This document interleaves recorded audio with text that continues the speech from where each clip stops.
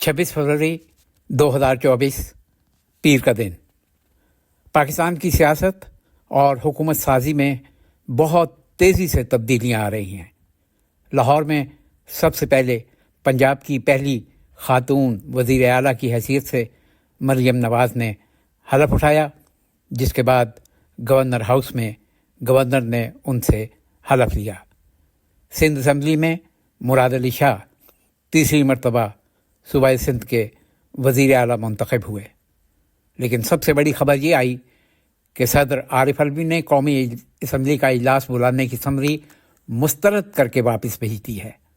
बताया ये गया कि उन्होंने ये मौक़िफ़ इख्तियार किया है कि पहले ख़वातीन और अक़लियतों की नशस्तों को मुकम्मल किया जाए।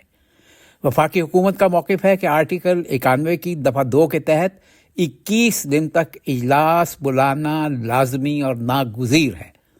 अगर सदर इजलास नहीं बुलाते तो 29 फरवरी को कौमी असम्बली का इजलास हर सूरत में होगा और 29 फरवरी को होने वाला इजलास आइन के ऐन मुताबिक होगा। इसी सूरत हाल में मौजूदा जो अभी तक कौमी असम्बली के स्पीकर हैं राजा परवेज़ अशरफ, उन्होंने माहिरीन आइन से और कौमी असम्बली के आला तरीन ओहदेदारों से एक मुलाकात की है, जिसमें उन्हें ये मशवरा दिया गया है कि वो आइन के मुताबिक कौमी असम्बली का इजलास 29 फरवरी को बुलाने के मजाज हैं।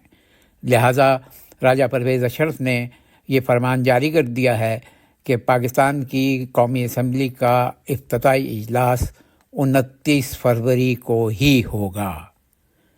देखिए मज़ीद क्या क्या तब्दीलियाँ और कितनी तेज़ी से आती हैं।